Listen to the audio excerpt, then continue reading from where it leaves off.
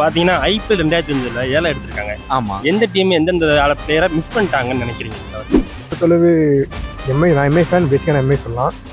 RCB கொஞ்சம் நல்லா எடுத்துருக்காங்க. பொன்னாடி பவுலரில் இந்தாட்டி பவுலர் கொஞ்சம் நல்லா எடுத்துருக்காங்க. எஸ்ஆர்ஹெச் கொஞ்சம் நல்லா எடுத்துருக்காங்க. அப்புறம் எடுத்துட்டாங்க பாஸ். நோ 3 மார்க் சரியா மார்க் ரெண்டு கேட்டா தெரியும். நீங்க எந்த? நாங்க மும்பை. ஏன் எதனால? Bro கடப்பாரா team bro. 5 பேர்ல ஒருத்தர் ஃபார்ம் வந்தாலும் டீம் ஆப்போனன்ட் டீம் முடிஞ்சிச்சு.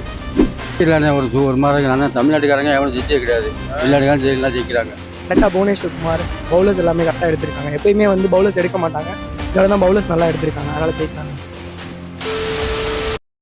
வணக்கம், வெல்கம் மக்களே. நான் உங்கள் விஜய் பிரகாஷ். இன்னைக்கு நம்ம கண்டன் கலன் சேனல் எதை பற்றி பேச போறோம்னா, ஐபிஎல் 2025 ஏலத்தில் எந்த டீம் யார் எடுத்திருக்காங்க, எந்த டீம் ஸ்ட்ராங்காக இருக்குன்னு தான் பார்க்க போகிறோம். அதை பற்றி தான் மக்கள்கிட்ட கேட்க போகிறோம்.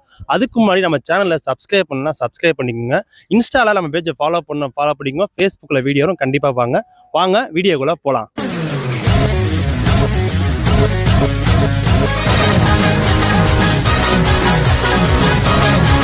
ஆக்ஷன் பார்த்தீங்களா?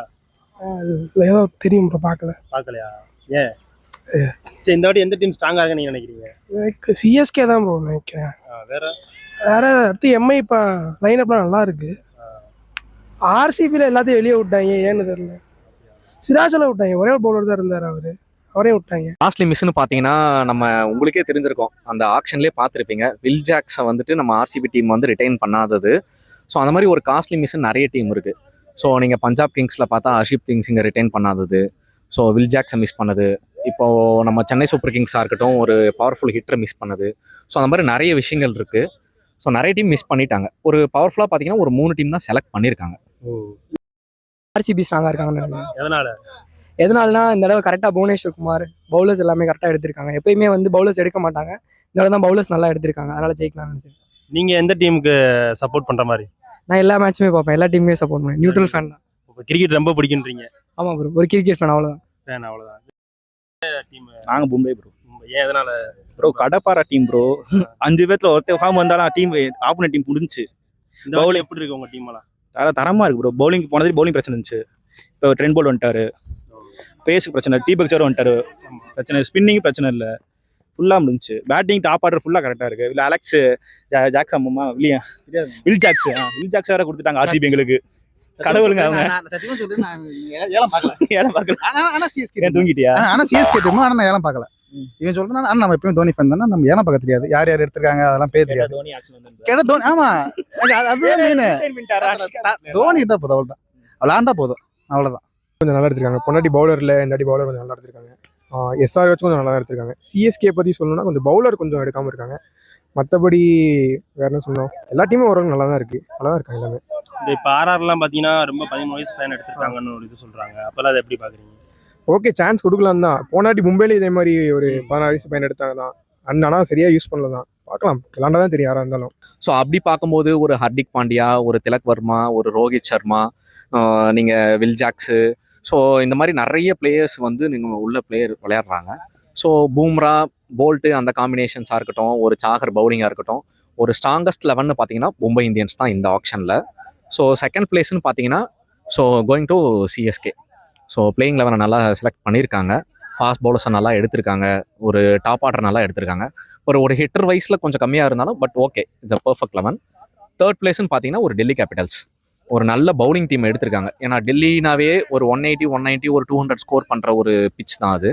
பட் இருந்தாலும் அவங்க ஒரு நல்ல டீம் எடுத்திருக்காங்க. ஒரு பவுலிங், ஒரு குல்தீப் யாதவாக இருக்கட்டும், ஒரு நடராஜன் நம்ம தமிழக பவுலரை எடுத்ததாக இருக்கட்டும், ஸோ இவர் சாகல் எடுத்ததாக இருக்கட்டும், ஒரு மிச்சல் ஸ்டார்க், அவரெல்லாம் ஒரு சாம்பியன் வின்னர். ஸோ அந்த மாதிரி இருக்கும்போது ஒரு 3 டீம் டாப் ஆர்டரில் பார்த்தீங்கன்னா எம்ஐ, சிஎஸ்கே, டெல்லி கேபிட்டல்ஸ், இந்த 3 டீம் ரொம்ப ஸ்ட்ராங்கஸ்ட் டீமாக இருக்கும் கண்டிப்பாக இந்த ஐபிஎல்ல.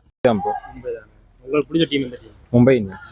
இந்த வாட்டி யாருக்கு அப்படிப்பா நீங்க நினைக்கிறீங்க? மும்பை தான். நீங்க கிரிக்கெட்லாம் பார்க்குற மாதிரி? கிரிக்கெட் தெரியாது. கிரிக்கெட் தெரியாதா? நீங்க நம்மளுக்கு தெரியாது. வேற எந்த டீம்லாம் சப்போர்ட் பண்றீங்க? சிஎஸ்கே. எதனால?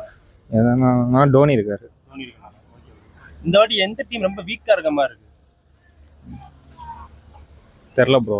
சரி, ஐபிஎல்ல எந்த டீம் உங்களுக்கு ரொம்ப பிடிக்கும்? எம்ஐ தான். எம்ஐ தான். இந்த வாட்டி கப்பே அடிப்பாங்க நீங்க நினைச்சு பாக்குறீங்க? எம்ஐ அடிக்கணும் தான், இருந்தாலும் பாப்போம் என்ன மும்பை சொல்லுவியா அவன். அப்படி மும்பை சொல்லுவான். உண்மை அதான்டா. சொல்லு, நீ சொல்லுவா உன் லைன் அப் சொல்லு. இதெல்லாம் தெரிய சொல்ல மாட்டேனா? சொல்லுடா. தெரியல. நான் பேசாத. எனக்கு தெரியாது. பேசாத. தெரிஞ்சா நான் சொல்லிடுவேன். ஆனா தெரியல, அப்படி பேசுறேன். சும்மாதான். நீ கப் அடிப்பாங்கன்னா எனக்கு தெரிஞ்சு நான் ஒரு சிஎஸ்கே ஃபேனா நானே சொல்லணுமான்றது இது ஒரு ஹார்ட் விஷயம் தான். பட் ஆனால் அதிக வாய்ப்புகள் ஒரு நம்ம கால்குலேஷன் படி ஒரு 100% அப்படின்றத வைக்கும்போது ஒரு டஃப் கண்டெண்டர்ஸாக ஒரே டீம் நம்ம சொல்ல முடியாது. ஒரு 4 டீமுக்கு வாய்ப்பு இருக்கு. ஸோ அப்படி பார்க்கும்போது ஹைதராபாத் திருப்பி அவங்க ஃபைனலுக்கு வர்றதுக்கான ஒரு பிளே ஆஃப்ஸ்க்கு வர்றதுக்கான வாய்ப்புகள் நிறைய இருக்கு. ஏன்னா டாப் ஆர்டர்லாம் வந்து ஒரு நம்ம வேற லெவல்ல இருந்துச்சு. இந்த தடவை இன்னும் ஒரு இஷான் கிஷான் பார்த்தீங்கன்னா இப்போ வந்து ஒரு சையது முஸ்தாக் அந்த ட்ராஃபிலாம் நல்லா அடிக்கிறாரு. இன்னும் ஒரு ஸ்கோர்ஸ் நல்லா பண்ணிட்டு இருக்காரு. So Hyderabad, Chennai, Mumbai Indians, Delhi Capitals. கிரிக்கெட்லாம் பாப்பீங்களா? பார்க்க மாட்டேன் சார். ஏன்? பழக்கல சார். விளையாண்டுருக்கீங்களா சின்ன பிள்ளைல? நான் விளையாண்டுக்கிறேன் சார், ஆனால் இப்போ பழக்கல. என்ன விளையாடுறீங்க சின்ன பிள்ளைல? குண்டு சார், கல்லாங்குடி சார், நம்ம விளையாட்டு தான் சார். வேற கிரிக்கெட்லாம் தெரியும்? கிரிக்கெட்லாம் தெரியாது, அதை பற்றி தெரியாது சார். இந்த காலத்துல கிரிக்கெட்லாம் எப்படி பாக்குறீங்க நீங்க? ஆனால் பார்த்துருக்கேன் சார். பாத்துறீங்க? எப்படி பார்த்துருக்கேன். இருக்கும்? எப்படி இருக்கும்? கிரிக்கெட் விளையாட ஒரு மாதிரி இருக்கு. ஆனால் தமிழ்நாட்டுக்காரங்க எவனும் ஜெயிச்சே கிடையாது. வெளிநாட்டுக்காரங்க ஜெயிலாம் ஜெயிக்கிறாங்க. வெளிநாடு ஜெயிக்கிறாங்க. ஆமாம். வேற ஏதாவது கிரிக்கெட் படம்லாம் பாத்துருக்கீங்களா? படம்லாம் பார்க்க மாட்டேன். கதை ரசிகர் நீங்க? சார் நீங்க யார் ரசிகர்? நம்ம தலைவர் விஜய் ரசிகர். விஜய் ரசிகரா? ஆமா. இந்த வாட்டி கன்ஃபார்ம் கன்ஃபார்ம். கண்டிப்பா அவர் தான் தலைவர் ஆவார். தலைவர் ஆவாரா? ஆமா கண்டிப்பா. போனீங்களா மாநாடுக்குலாம்?